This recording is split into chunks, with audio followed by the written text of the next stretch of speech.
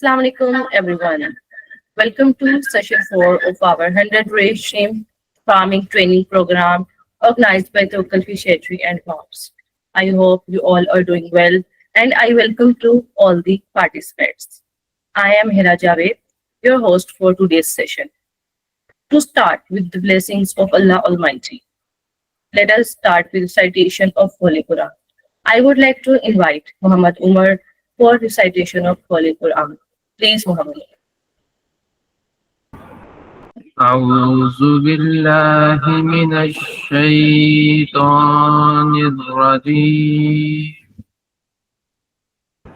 بسم الله الرحمن الرحيم إنا أعطيناك الكوثر فصل لربك وانحر إن شانئك هو الأبتر صدق الله العظيم. जज़ाकल्लाह। हमारे next session शुरू करने से पहले हम अपने पिछले सेशन की थोड़ी सी एक समरी कर लेते हैं कि हमने लास्ट सेशन में सॉइल एंड वाटर एनालिसिस को डिस्कस किया एक्वाकल्चर एंड श्रिम्प फार्मिंग में, और हमें ये पता है कि soil quality and water quality का डायरेक्ट इम्पैक्ट होता है फिश और श्रिम्प की हेल्थ के ऊपर. So that is very important to maintain water quality and soil quality for the healthy fish, for its good growth, for the good productivity. And inshallah we will have a very detailed session on the water suitability and soil suitability for specifically shrimp in our next sessions.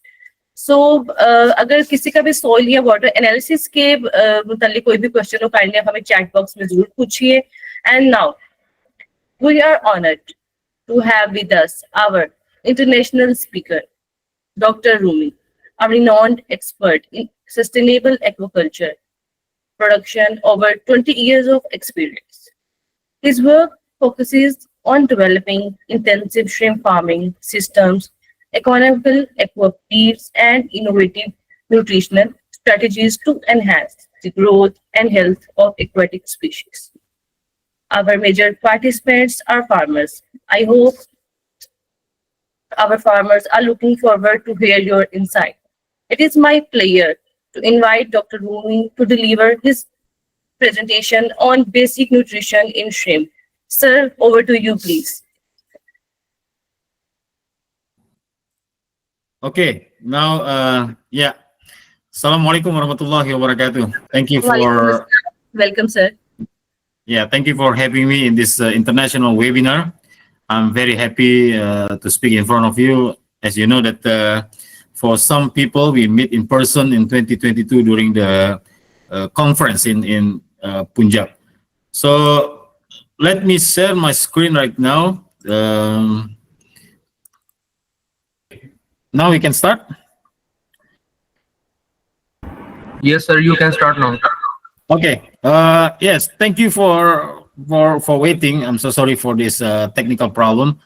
My name is Dr. Roomi Novriadi. I will give you a short lecture about the basic nutrition in shrimp. Next. So this is just the introduction about my background. So I have education on analytical chemistry in Indonesia, and then got a Master of Science in Aquaculture from Ghent University, Belgium. Got the Philosophy Doctor in Aquaculture from Auburn University, Alabama, United States. And right now I'm a lecturer at the Jakarta Technical University of Fisheries in Indonesia, and also as the Vice Chairman and now as the Secretary General for Indonesia Aquaculture Society, and also as the Advisory Board for the Seafood Consumer Association. Next. You can go next. Yeah, this is I just want to give you some brief description about the global shrimp production. We know that if you look at the data from the Rabobank, from the Global Aquaculture Alliance survey, we know that the global farm shrimp production reached approximately around 5.6 million tons. This is down compared to 2022 in 2023, but right now in 2025 is projected for more or less around 2% growth bringing the production to approximately 6.2 million metric tons. Right now, Ecuador still become the top producer. They export around 1.2 until 1.5 million tons. In 2025, they're targeting 1.5 million tons. And then coming India as the second position, and then Vietnam in the third position, and Indonesia exporting shrimp in the fourth position.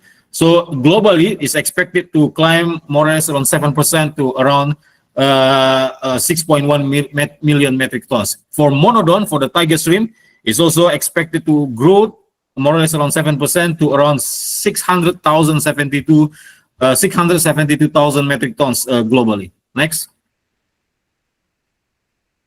In terms of value, we know that in terms of quantity is projected around 6.1 million tons. In terms of value, shrimp is really have a promising profitability.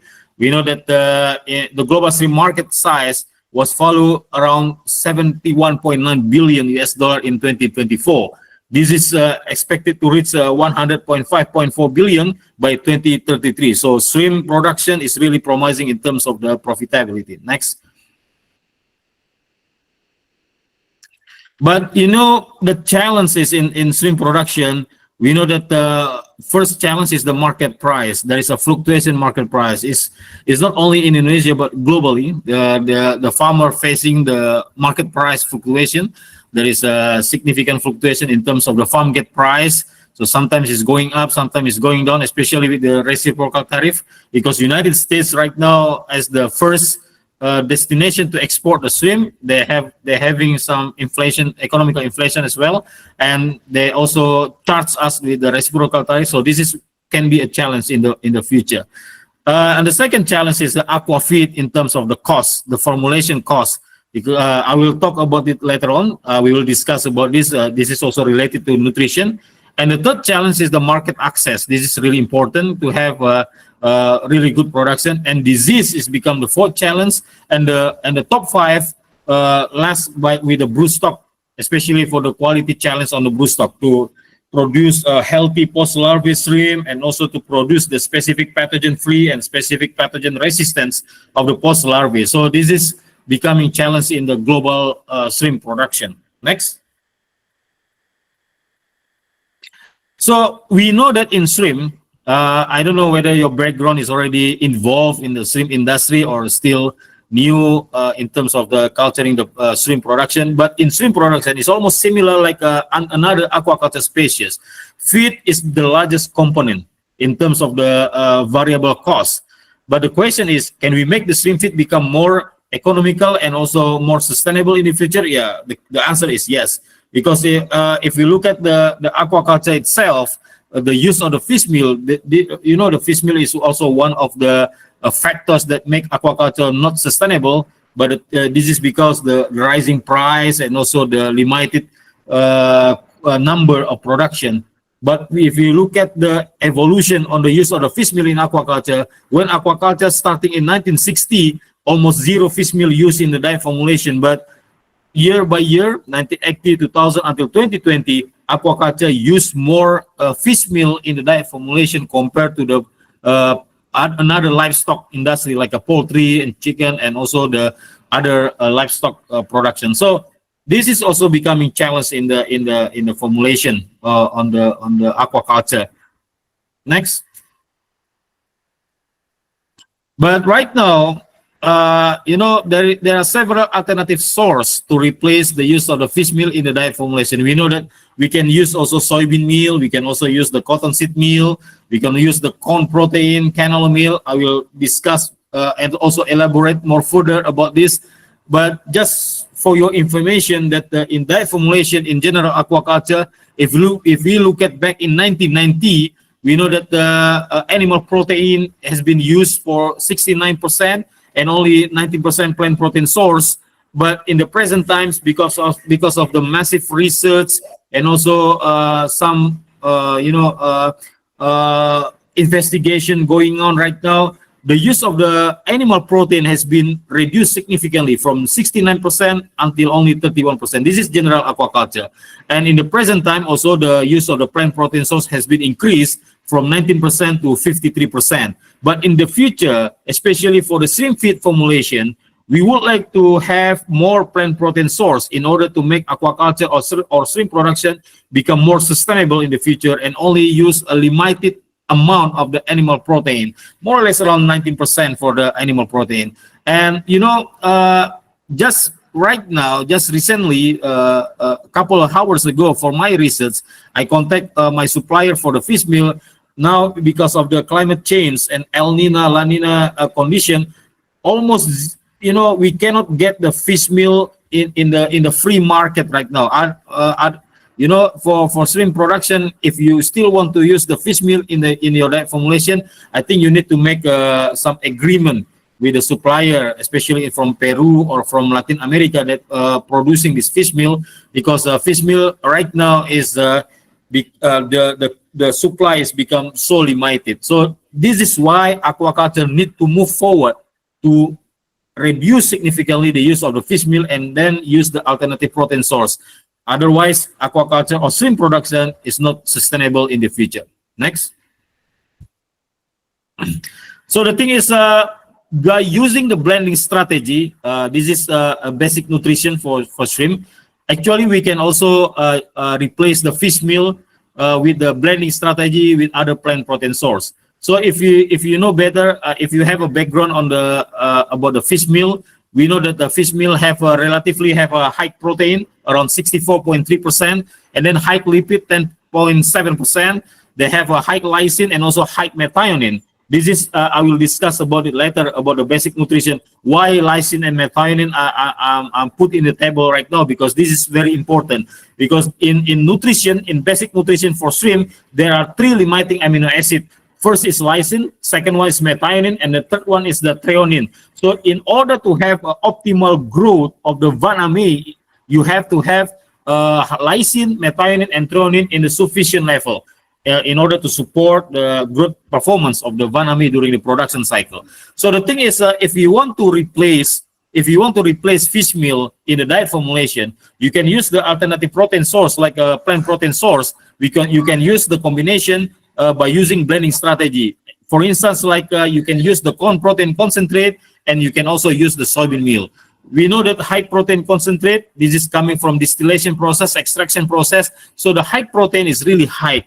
It's around 79.7%. And soybean meal, normally soybean meal in average, they have a 49.9% protein level. So if you take an average number, so if you make a proper blending strategy, at least you can mimicking the protein level similar to the fish meal. So in order to have a very good substitution strategy, you also have to maintain the balance of the protein in the diet formulation. So yeah, the combination of the corn protein concentrate and soybean meal is really is common right now in the factory, in the shrimp feed meal, because the corn protein concentrate also have high methionine, even though they low lysine. But this is complement to the soybean meal, because soybean meal they have a high lysine and also low methionine. So this combination can also mimicking the level and also the quality of the fish meal in the diet formulation. Next, please. So the key word for the nutrition in the shrimp feed, you need to make it balanced, and you make it balanced. The nutrient need to be balanced and also have a precision in terms of the formulation. So the precision formulation in aquafeed strategically use the advanced tools and data to create diets that precisely meet nutritional requirements. So in order to make a diet formulation, the thing is we can fulfill the specific nutrient requirement of the vaname, because you cannot use the excess nutrient level for the vaname. So, and also move beyond the traditional least cost formulation by integrating a broader set of variables. We know that in shrimp production, we have a different type of culture system. We have a traditional culture system. We have a semi-intensive. We have the intensive culture system. So different culture system, they also have different requirement in terms of the nutrient in the feed. And also the life stage. You also have to concern about the hatchery stage, nursery stage, and grow out stage, because every stage also have a different requirement for the nutrition, for the nutrient in the feed. And market requirement is also important. Some of the market also really want to have a very bright red color of the vaname. So sometimes some of the producer put the astaxanthin in the diet to make it bright, to make it reddish color when you boil the vaname. And also there is a feed manufacturer opinion on the shrimp feed formulation. So this make a variability. There's variability in terms of the shrimp feed production. But the key word is anything that determine your feed production, please make it balanced, and also please make it precision, meaning that you only produce the shrimp feed that fulfill the specific nutrient requirement for growth and also to maintain the optimal health condition of the vaname during the production system. Next, please. So the balancing cost, nutrition, sustainability is becoming popular right now in the shrimp industry because there are several ways to ensure the feed efficiency and also cut the cost while stay compliance is very important. So if you want to produce feed for vaname, you have to ensure there is a consistent quality of raw materials.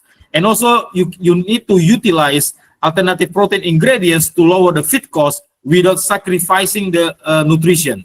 And if you want to use the feed additives such as enzyme, acidifiers, or palatability enhancer, you can add it to the shrimp feed formulation to boost the digestion and also the feed intake. So my recent research right now is very interesting because when I formulate the diet with a zero fish meal, 100% plant protein source, and then I'm adding several inclusion level of the palatability enhancer, this is also not affect the growth because the feed intake with this palatability enhancer is really fascinating. It's very fast. The shrimp recognize the feed is faster compared to the feed that formulate with the fish meal. Because with palatability enhancer, the thing is that there is a chemical sensory that can also affect and trigger the shrimp that can recognize the feed faster.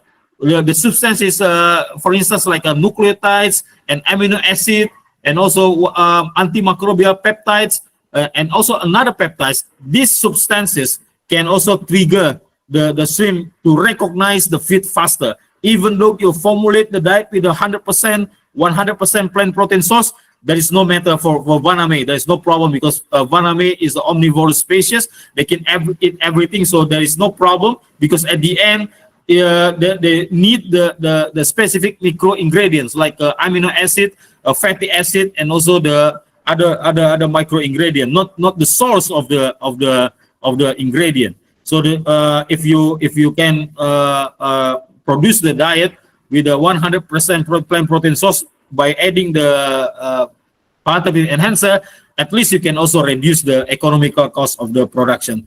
And then the second one is employ the feed formulation program to optimize the feed composition more effectively. Right now, there are several formulation software out there in the commercial formulation software. You can utilize in the free way. You can use the least cost formulation, and this least cost formulation will let you know about the step to formulate your diet. At the same time, you can also formulate the diet that fulfill specific nutrient requirements. So you not create the diet with excess nutrient, but in vaname, this is important. You only feed them with the specific nutrient requirement. I will discuss about this later. What is the negative effect on the use of the excess nutrient in the shrimp feed formulation? And then improving the feed processing is also important to ensure the feed physical quality and also stability and efficiency. For feed for vaname, for shrimp, at least you need to maintain the stability minimum. In 2 hours, you can still maintain the 90% of the stability of the feed in the water, because shrimp they feed in the bottom. They are continuous feeder. So if you not have a very good stability on your diet, so it will be easily break down. It's only can deteriorate the water and the nutrient will be leaching. But at the same time, shrimp cannot optimally use the nutrient because it's already not there. So this is important for vaname, for shrimp. You need to produce the diet at least in 2 hours. They still have 90% integrity and stability in the water environment. Next, please. So this is the things that I need to discuss with you all here tonight, because I already summarized the specific nutrient requirement for amino acid.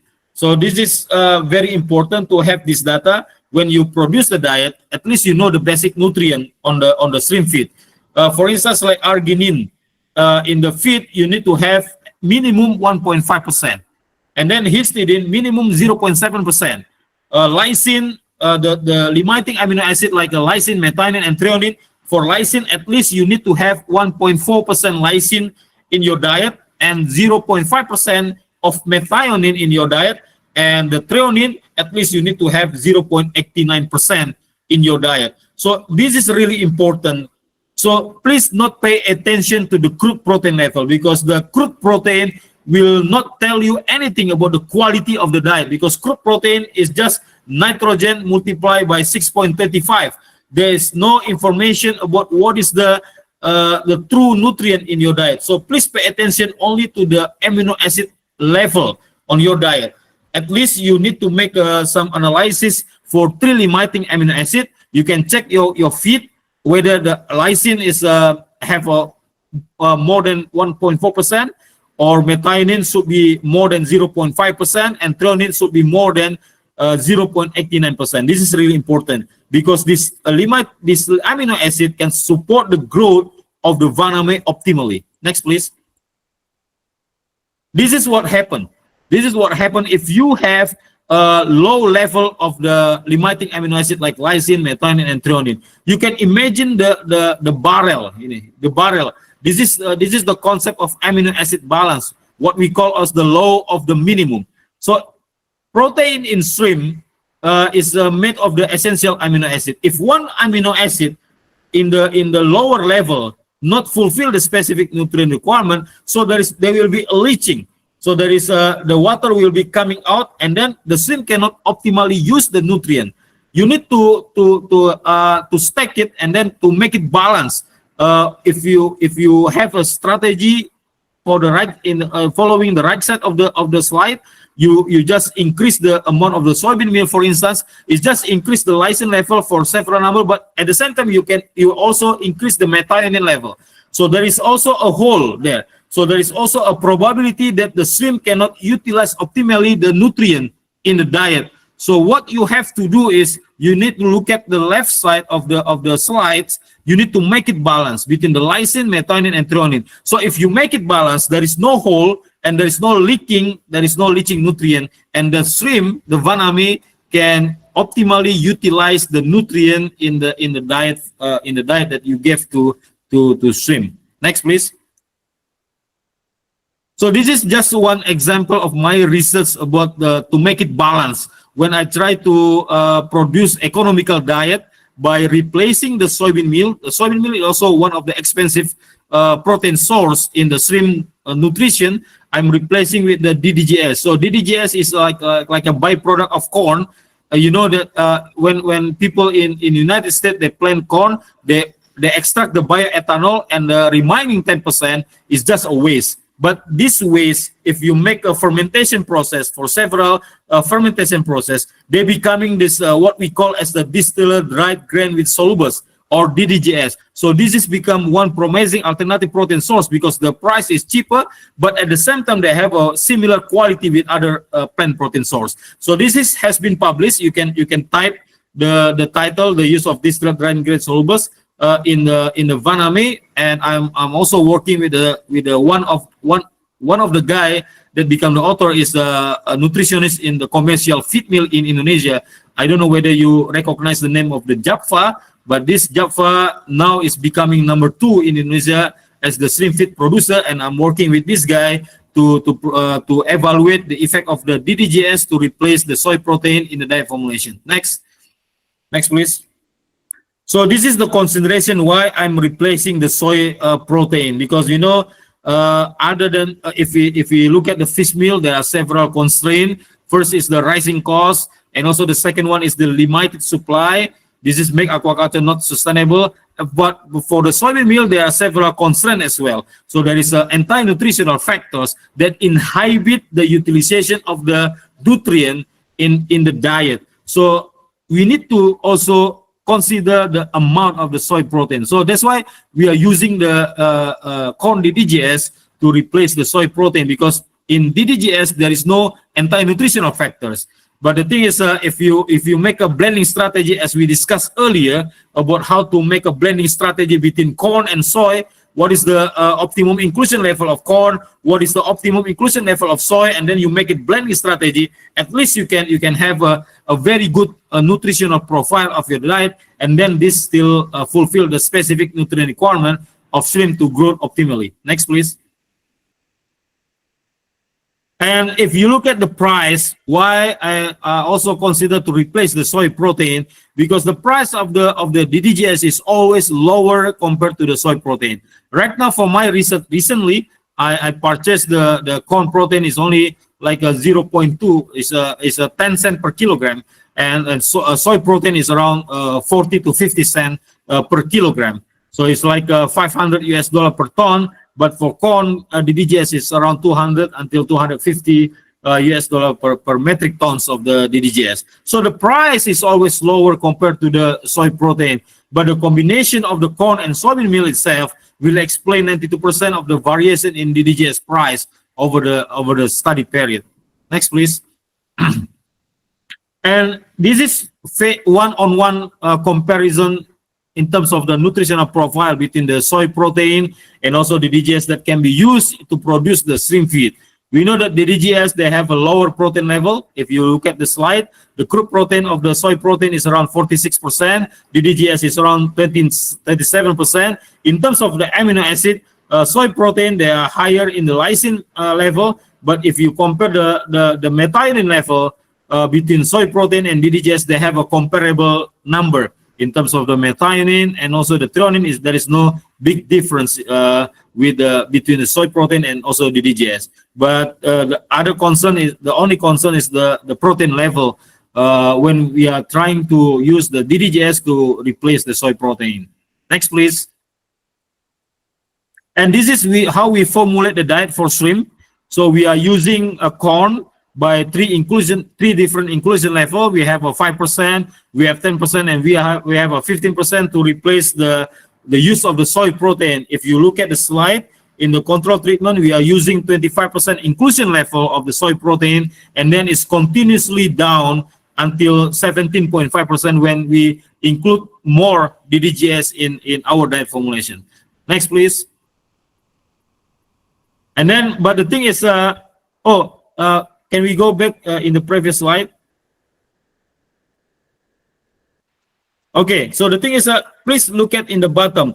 There is some addition of the amino acid, lysine, methionine, and threonine. So the thing is, if you try to replace the expensive ingredients like the soy protein, and then you try to use the DDGS as the economical price of the ingredients, you need to make it balance again. Because some of the nutrient probably missing because you replace the soy protein, and then with this software, with this formulation software, then you know what type of amino acid that lacking in this substitution process, and then you can balance it again. You can supplement the diet with this additional amino acid to make it balanced, especially for three limiting amino acid, which is lysine, methionine, and also threonine. Next, please.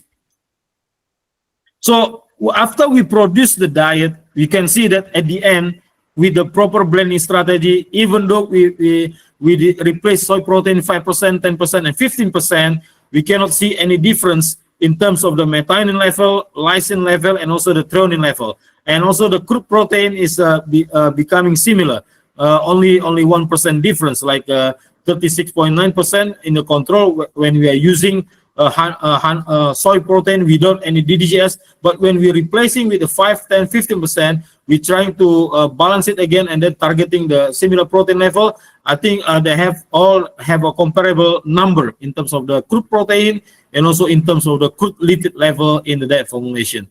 Next, please.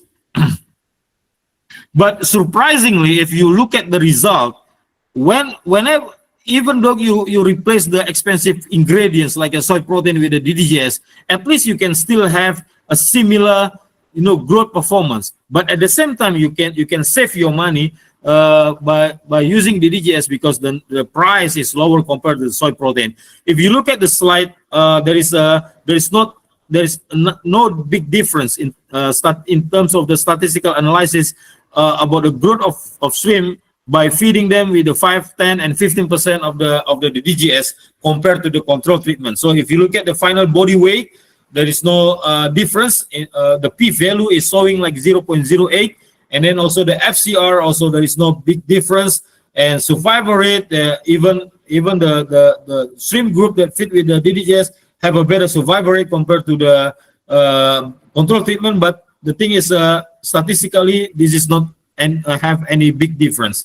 In the trial 2, for longer period, this is done by the commercial feed mill in Indonesia, Suritani Pamuka, Java. They also found the similar things.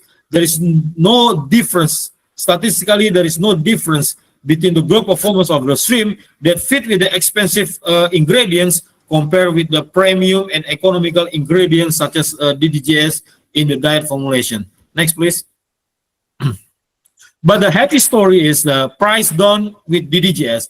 But when we look at the data for the currency exchange in 2020 and also in 2021, we can actually have a saving cost up to 3%. But you can imagine, because the shrimp cost is one of the highest variable costs in shrimp production, with this 3% multiplied by the quantity of feed that you use, this is a big amount of money. But still, you can still have a very good performance, even similar performance with the expensive ingredients if you make it balanced. So the key is, please make it balanced on your nutrition, on your shrimp feed formulation.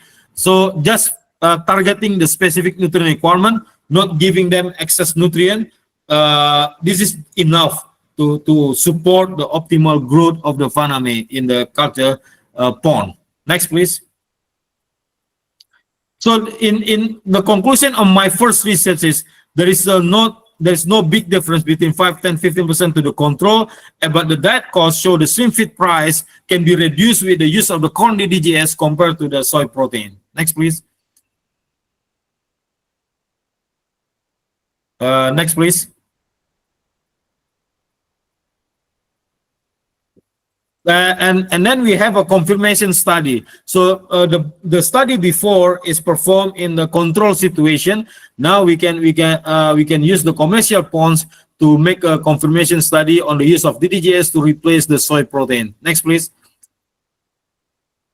So we're using the commercial pond here, and then we install the HAPA nets in the commercial ponds to have to expose the shrimp in the natural condition, natural environment, and also with the fluctuation in the water quality. So we are still using a similar treatment. We are using 5% DDGS, 10% DDGS, and also 15% DDGS, and we observe the growth performance, also the health condition of the Vaname in terms of the total hemocyte counts, the lysosome activity, and also the histology condition of the hepatopancreas of the shrimp. Next, please. So again, in this confirmation study, this is the growth performance of the Vaname. We, with the longer period of the culture period, even the use of the 5% DDGS and also the 10% of DDGS, they're having a better mean weight, a better survival rate, a better percentage weight gain, and also better FCR compared to the control treatment that using expensive ingredients such as soybean meal. So the thing is, in our control study, because the duration is only 56 days and also the 84 days, when we extend this in the pond culture situation with a longer period until the shrimp reach the consumption size, actually we can get a better growth performance of the Vaname by using this DDGS and compared to the soy protein. So the thing is, if you make it balanced and then produce the diet that fulfill the specific nutrient requirement, the thing is you can save the production cost, you can save a lot, you can saving your money, but at the same time you can also have a very good performance, growth performance of the Vaname during the production system. Next, please. So in terms of the total hemocyte count and lysosome activity, we know that there is no effect on the use of the DDGS on the hemocyte count. I think in the next lecture, I think I would like to discuss about the non-specific immune function in Vaname. So this is, I think, important to dealing with the disease right now. So how to enhance the immune function in Vaname, how to enhance, and we know that in immune function of Vaname, hemocyte as the first defense mechanism. So if the hemocyte is good in a good range in the Vaname, so meaning that they can protect the Vaname from the disease infection, from the pathogen infection. So they can also destroy the pathogen that coming inside to the hepatopancreas of the shrimp. That's why we need to observe this total hemocyte count. And our research show that there is no difference in terms of the total hemocyte count and also the lysozyme activity or as the antibacterial activity by using DDGS. Meaning that if you put until up to 15% of DDGS, it will not affect the health and also the antibacterial condition of the Vaname. Next, please. And also, if you look at the histological analysis of the hepatopancreas of the shrimp, we know that shrimp, they have the R cell, they have a B cell, they have a E cell, and also the absorptive cell.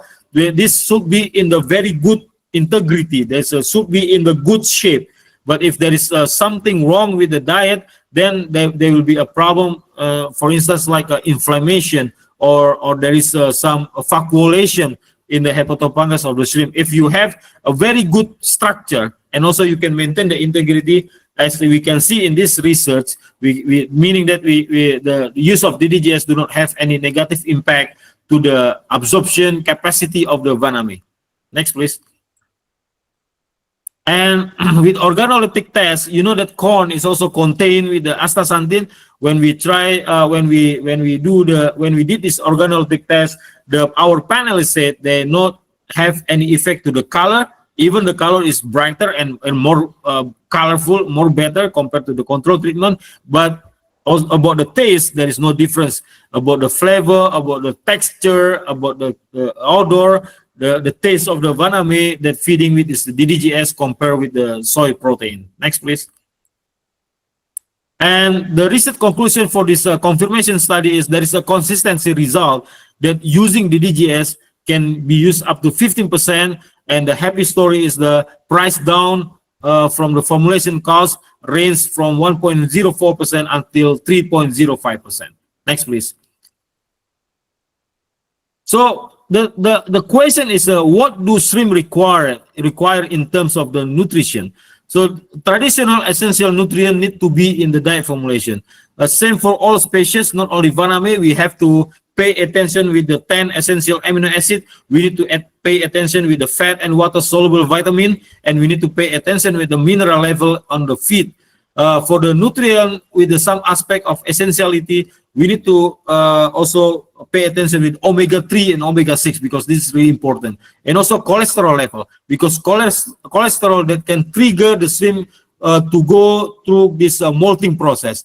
Without sufficient number of cholesterol, we cannot expect that we have a very frequent and also a timely molting process in our Vaname.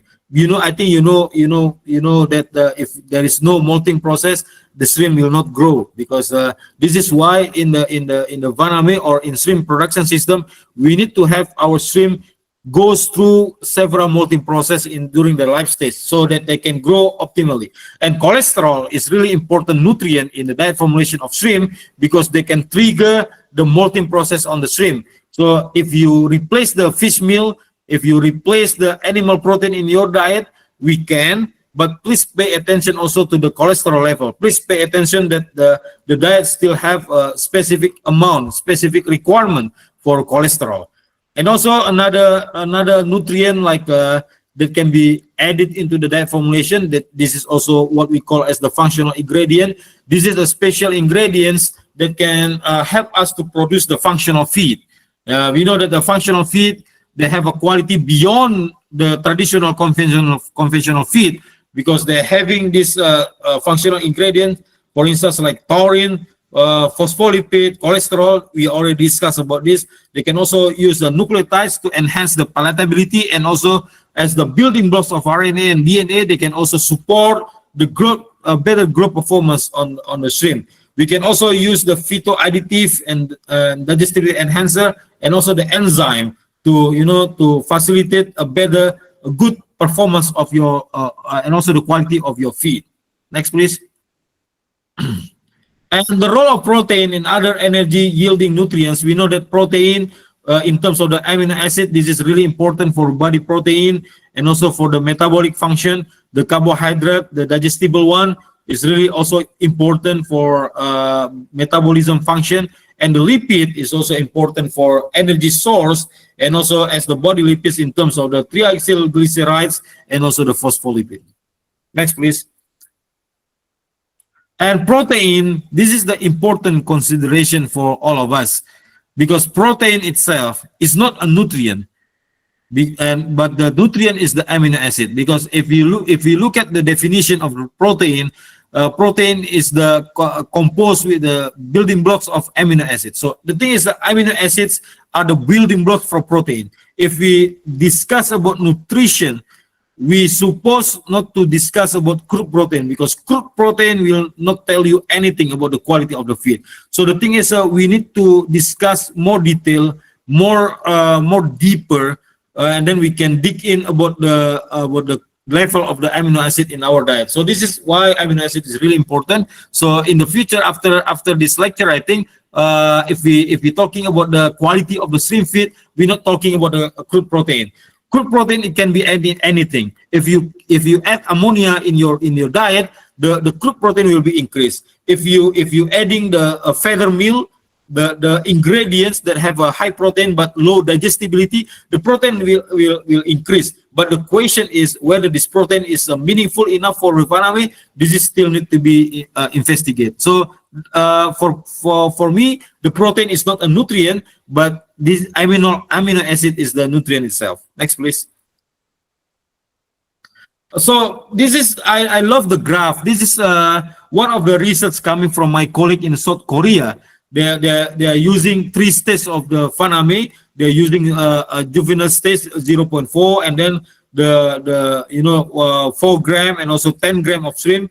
They're using several protein level. They're using a protein level up to 60%. But the thing is, when they are providing this shrimp with a high protein level, there is no effect on the growth performance of the faname. Even though by using a high protein content, the growth performance is becoming slower and slower and becoming lower. So the thing is, you just feed the shrimp with the optimum level of protein. So in our standard, the protein optimum protein level of the shrimp feed is around 32 to 34%.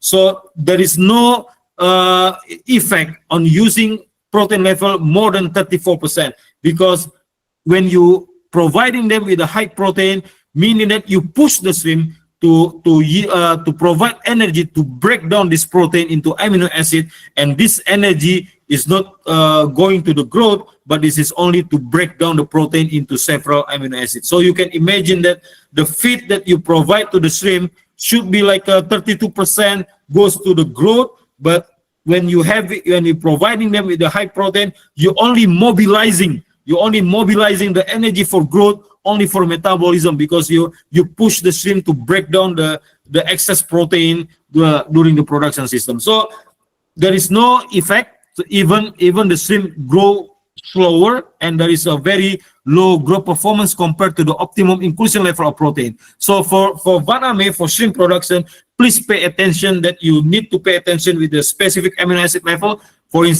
especially for the 3 limiting amino acid, lysine, methionine, and threonine, and also pay attention that you only providing the shrimp with the sufficient amount of the crude protein. From my research, 34% is enough for feeding the shrimp. Next, please. So there is a effect on the excess fish meal and protein level in the diet, other than costly, but then you also create more nitrogenous waste. And if you have more nitrogenous waste, if you look at the slide, the color of the water become blackish color because there is more nitrogenous waste, meaning that you need to put more aeration and also more water exchange to exchange the water with the new water that's still fresh, and also more sludge removal, meaning that you only increase the pumping cost. We know that in shrimp production, especially in Indonesia, if I make a summarize study, a review study on the use of the electricity, around 20% of the production cost is coming from electricity. This is a very high.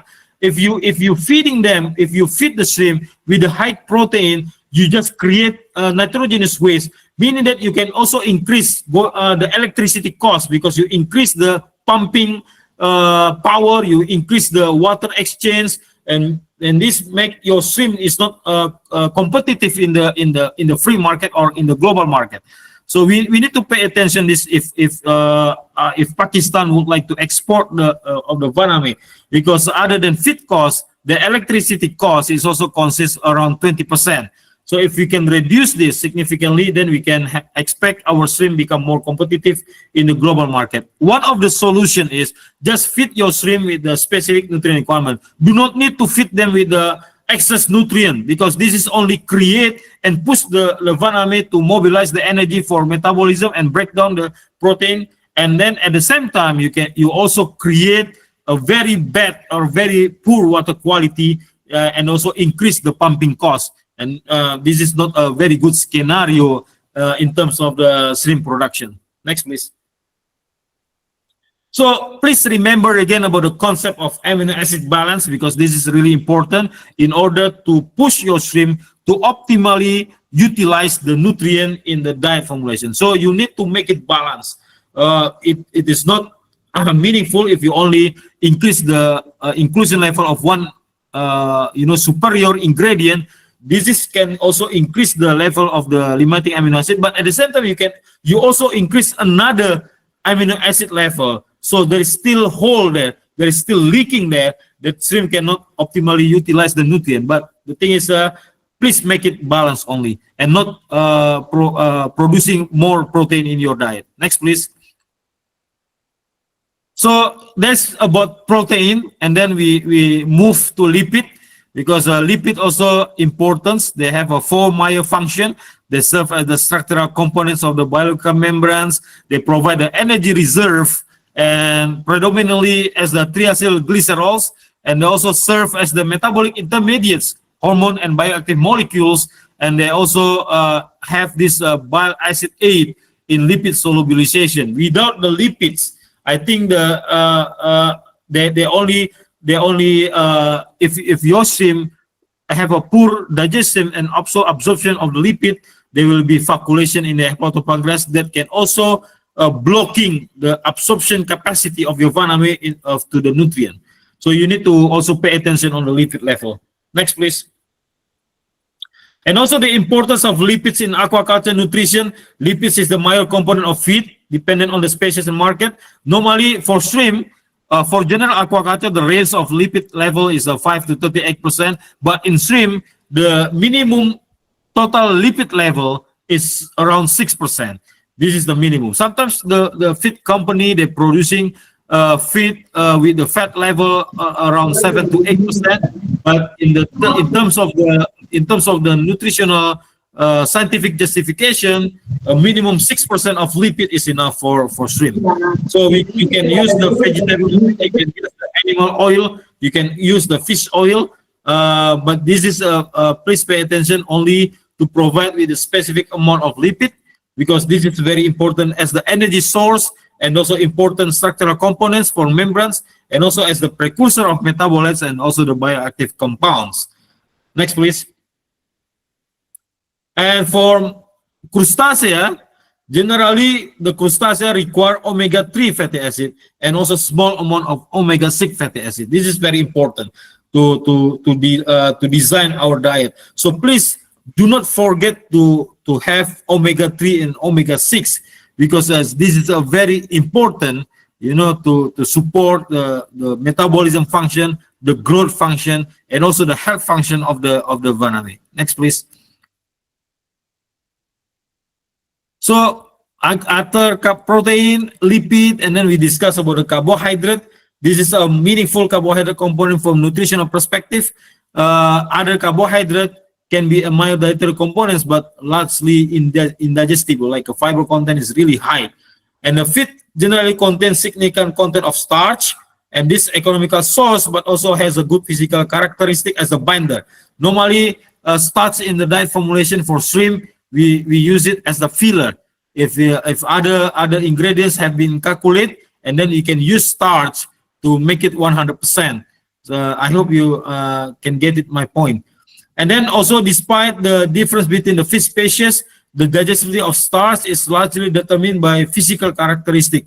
So gelatinized starch is highly digestible. How you produce the gelatinized starch, then you can use the grinding, you can use the extraction, and also using the extrusion process to produce the starch. I will come with this later on about the feed manufacturing process. I think this is also important to disseminate to our colleague in Pakistan. Next, please. So carnivorous species, for the carbohydrate, they have a very poor glucose clearance rate than omnivorous.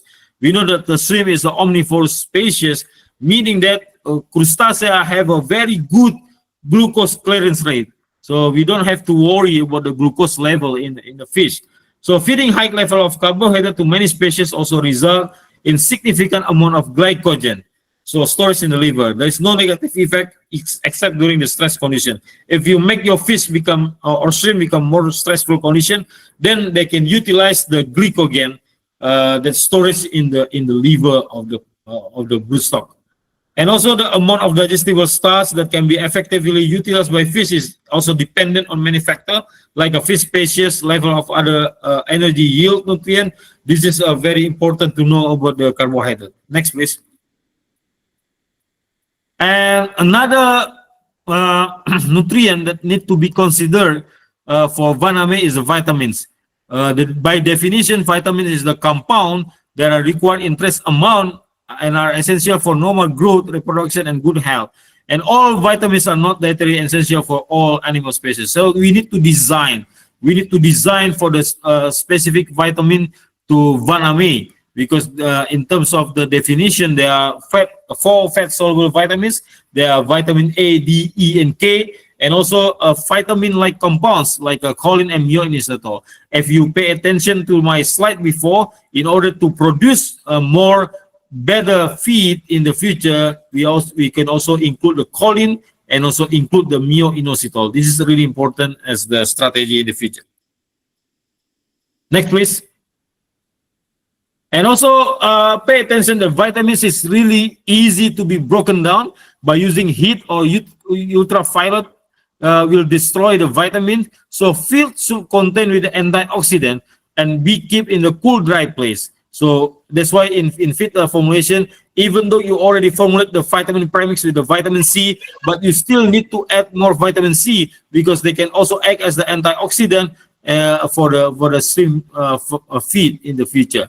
And also particular consideration should be given to vitamin C because this is also easily destroyed during processing. So normally also for vitamin C, even though you already provide in the premix, but during the extrusion process or during the pelleting process, 90% of this vitamin C will be disappear. That's why we need to increase the amount a little bit just to compensate the loss of the vitamins in the shrimp feed diet. Next, please. So what we know about vitamins is there is a requirement level and there is a recommendation level. So requirement level, this is the minimum amount necessary for maximum growth parameters. But for the recommendation level of the vitamin, other than this requirement, we also need to think about the safety margin for losses and other resource of the variation, and also some collaboration for the recommendation for the safety margin in terms of the inclusion of the vitamin premix in the diet formulation. Next, please. So this is the vitamin stability. If you look at the slide, most of the vitamin will be destroyed during the processing and also during the storage condition. So meaning that if you purchase the feed for your shrimp production, the vitamin will not last forever. They will destroy, especially by the heat and also by using the ultraviolet light. So please pay attention where you have to store your feed, because by if there is a heat and also there is UV light, it can be easily destroy all the vitamins, including the vitamin B1, B2, B6, B5, and also folic acid, the B complex, and also the vitamin C, and also the vitamin A. You look at, please look at the loss in percentage for the vitamin C. 90% is destroyed or disappear during the processing. That's why in diet formulation, we need to add more of vitamin C in order to fulfill the requirement level. So for vitamin, there is a requirement and there is a recommendation level. So for better feed formulation, for better nutrient in your shrimp feed, it's better you use the recommendation level, meaning that you plus the requirement level, and then this is plus with the oxygen demand for the phytoplankton or for the other zooplankton that you culture at the similar in parallel with shrimp. So this is really important to have a vitamin in the diet formulation. Next, please. And after vitamin, we discuss about mineral. This mineral have a wide variety of function, including the structural components of the hard tissue and the component of the soft tissue, osmoregulation, and also the acid-base balance. And dietary requirements are influenced by the chemical make up the water. So most calcium required comes from the water. That's why in the mineral premix formulation for shrimp feed, we're not using high inclusion level of calcium because they can be provided by the water itself. So for the marine species, seawater will provide most iron, magnesium, cobalt, potassium, sodium, and zinc, but phosphorus not typically available in the water. Hence, it's required in the diet. That's why if you look at the diet formulation, there is always additive there as the phosphorus source. We can use the monocalcium phosphate, we can use the decalcium phosphate, we can use several types of phosphate as the phosphorus source, because the phosphorus are not available in the water, because when they are released to the environment, so the plant will quickly absorb the phosphorus as the nutrient source. So this is why, because in the water there is no phosphorus, but the thing is shrimp need phosphorus. So in the diet formulation, we need to provide this phosphorus in our diet formulation. Next, please. For some mineral as well, other than phosphorus, we have to include the manganese, selenium, zinc, copper, iron, and phosphorus. And this is a practical diet generally required the phosphorus, the magnesium, zinc, iron, manganese, copper, and selenium. Next, please. And if we discuss about calcium and phosphorus, this is a component of the structural tissue, and phosphorus is component of the adenosine diphosphate, ADP, adenosine triphosphate, ATP, phospholipid, DNA, RNA, and also serve as a better pH buffer system. So this is why phosphorus is very important, because they involve to provide the energy for vitamin during the production system. And calcium is also very essential for blood clotting, muscle function, and proper nerve impulse transmission. So the thing is, we need to also have a very good comparison between the phosphorus and calcium. So the dietary ratio between the calcium and phosphorus should be 2 to 1. And this is a recommended level in the diet formulation. Next, please. And feed manufacturing process, I think this is just one or two slides after I talking about the protein, lipid, carbohydrate, vitamin, and also the mineral as the basic nutrient. Then to make it all into one shape, we need to have a very good feed manufacturing process. This is the combination of processing of different ingredients according to specific formulation or recipe, and the goal is generally to make a uniform mixture of ingredients. And then feed manufacturing will involve the batching, the grinding, mixing, and also producing the diet, either using the pelleting process or using the extrusion process for your shrimp feed. It is also often involves the pelleting or the mixture to produce the particles of specific size, shape, and density that are well accepted. Yes, this is one of the function of the feed manufacturing process. Next, please. So in general, I just want to give you a basic nutrient in terms of the shrimp feed formulation. There is a macro ingredients that you need to concern, and also there is a micro ingredients that need to be added in order to have a nutritional profile beyond the traditional feed formulation. So for the macro ingredient, you have to have protein source. This is, we can see here, the soybean meal, the halt and solvent extraction.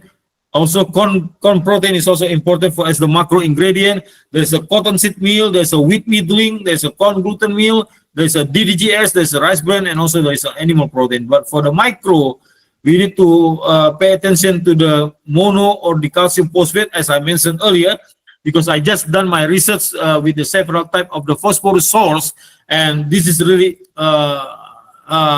important and also very interesting, because you know, the use of the single or the use of the very simple complex of this phosphorus source can also facilitate better absorption and also quickly transfer to the stream. So this is really important for the phosphorus. Next, please. I think that's all. That is my slide. I already summarized everything into one slide for the previous slide, and I hand it to the moderator, and I'm happy to answer all your questions that you may have. Thank you so much, and Assalamualaikum warahmatullahi wabarakatuh.